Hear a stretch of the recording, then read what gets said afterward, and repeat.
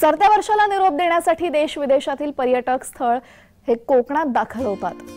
पर्यटक सागरी सफर अनुभवताना डॉल्फिन सफर, समुद्रातून दिसणारा छत्रपती शिवाजी महाराज यांचा सिंधुदुर्ग किल्ला, राजकोट किल्ला, त्याचबरोबर गोल्डन रॉक आणि शिंपला बेट याचाही अनुभव घेत आहेत। समुद्राच्या खोल पाण्यातून डॉल्फिन सफर, बोटीतून अनुभवतायत हे पर्यटक।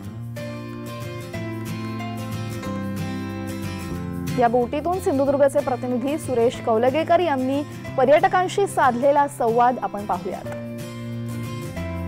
सरत्या वर्षाला निरोप देण्यासाठी देश विदेशातील पर्यटक आहेत ते मालवणमध्ये पसंती दर्शवितात। आता मी आहे असाच एका समुद्र सफरीच्या ठिकाणी आणि खोल समुद्रात ही समुद्र सफर सुरू आहे। विशेष म्हणजे ह्या समुद्र सफारी दरम्यान अशी एक आम्हाला दोस्त लोक मिळाले की त्यांनी ट्रेकिंग केलेलं आहे आणि ट्रेकिंग टीम आमच्या समोर।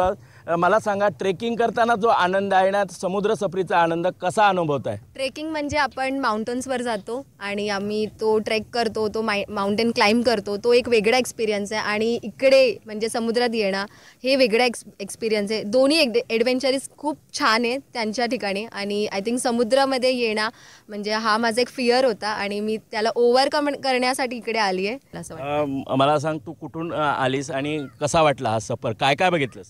मी मुंबईवरून आली आहे आणि ही माझी ताई आहे, तिचा बर्थडे पण आहे आज 31ला। सो आम्ही सेलिब्रेट करायला पण येणार होतो आणि इथून आलं की असं वाटतं की कुठेतरी आलो आहे, आम्ही काइंड ऑफ स्वर्गात आलो है। कैसा एंजॉय किया? बहुत बहुत एंजॉय किया। ये हमारी ट्रैकर प्लानर, जैसे मैंने बताया, इसने प्लान बनाया है। हम लोग सब आ गए हैं और हमने बहुत घूमा कंटिन्यूसली। हम लोग आए हैं 28 से, हम तब से घूम ही रहे। आज हमारा वाटर एक्टिविटी, उसके पहले हमने सब ट्रैक किए, इतने मंदिर जाके। खाया क्या? हाँ, फिश भी खाया, एकदम मस्त था। यहाँ का फेमस हमने सब खाया। क्या कैसा लगा? ते खूप छान एक्सपिरियन्स होता। 2 दिवस झाला आम्हाला फिरायला। सुरेश कौलगेकर, जय महाराष्ट्र, चिवला, सिंधुदुर्ग।